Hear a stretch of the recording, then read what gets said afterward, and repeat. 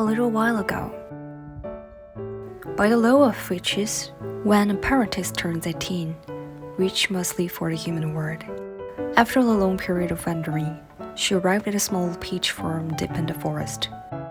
There, Ogiri began living with Mark, a stained-glass craftsman, and his family, learning the art of glass alchemy. Yet the forest of Aldermere still remembered the old fears. Among the trees stood the remains of a pyre, a quiet scar left behind by the age of witch hunts. And after hauling a potion of silence at Owen, the first human she had believed to be her friend, Ogiri fled deeper into the forest. How much further had I run since fleeing deeper into the forest?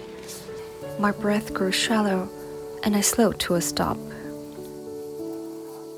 The forest was darker and quieter than the peach farm ever was at dusk.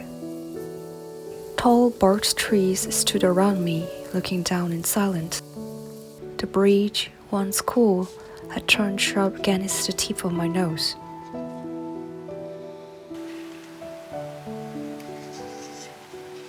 Oh right, I'd left my broom behind.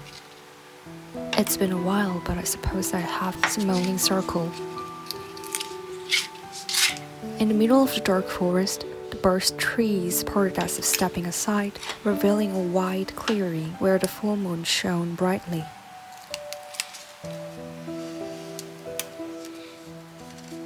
From the small leather pouch I always carried, I took out a bone fragment and a single strand from the broom's bristles.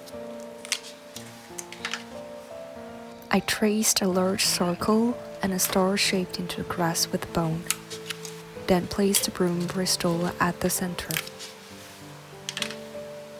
I drew in a breath and released a spell.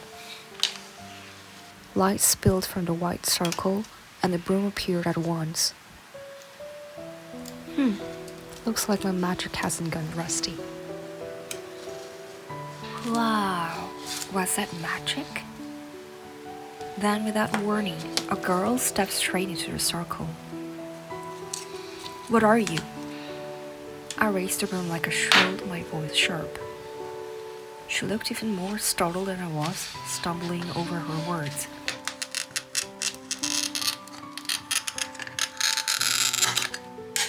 Me?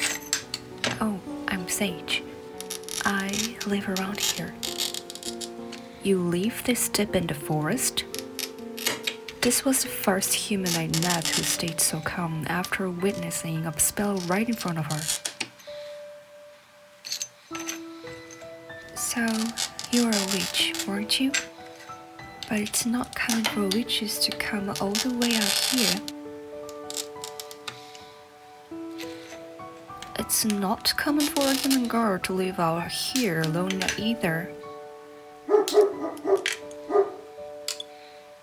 Somewhere out of the shadows, a large grey dog appeared, wagging its tail.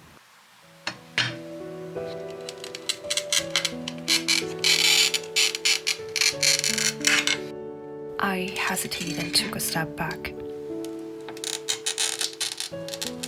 This is Ash. He lives with me, he doesn't bite. I found myself staring at Sage, taking her in all at once. Her face was pale, almost bloodless. Her eyes were large but half-lidded, lacking strength, with long straight black hair falling loose.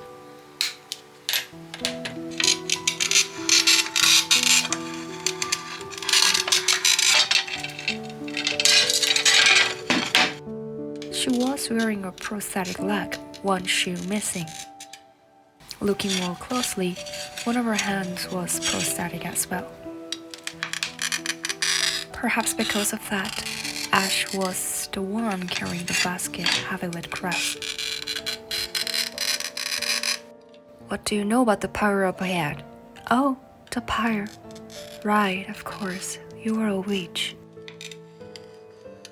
Come inside first. Let's have some tea. I gathered some good herbs today.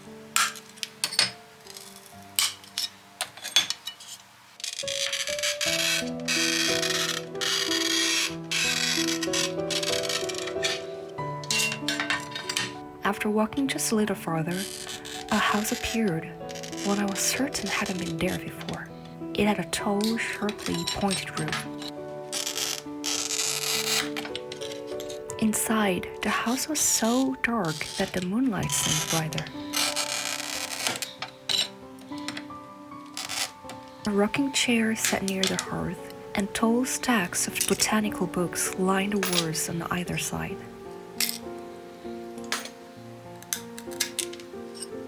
You can take them if you need. They were my mom's. I don't really read.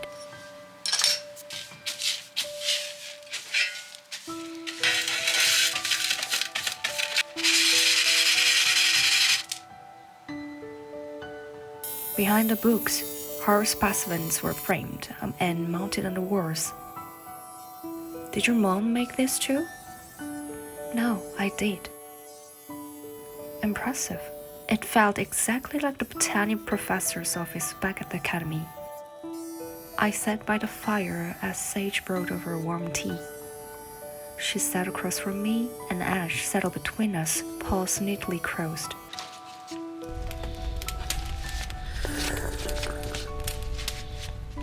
Silence. So, the pyre? Oh, right, the pyre.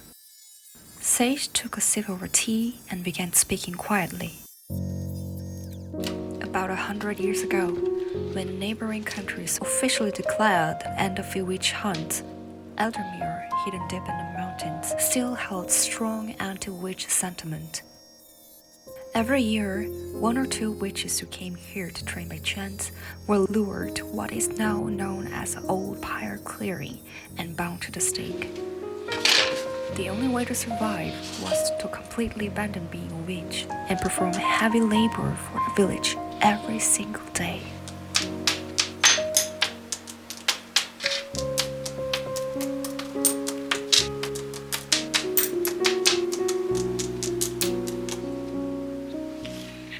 Most young apprentice witches couldn't make that choice and were burned alive. Only a few remained, forced to marry ordinary men with no magical resonance whatsoever. Men who wouldn't even measure up to a magician's apprentice, so their magic could be diluted.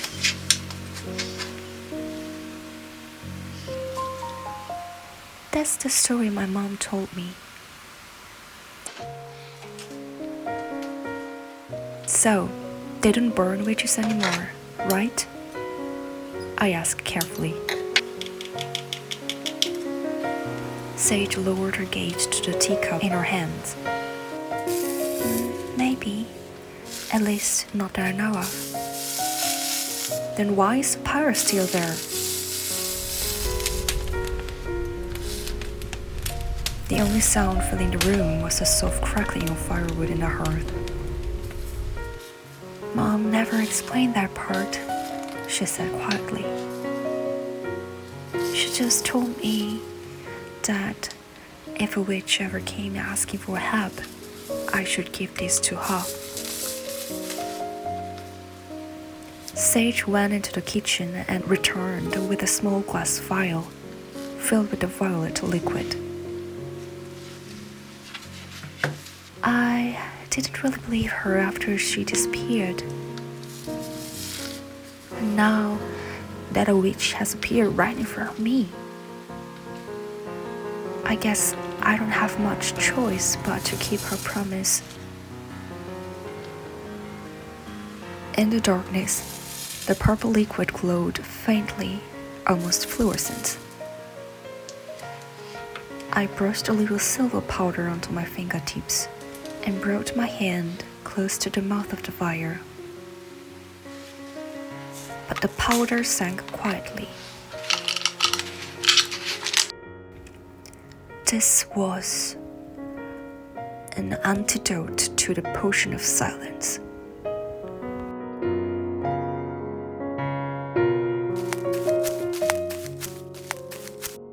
Please subscribe me and thumbs up if you like to read more of the Witch's Diaries.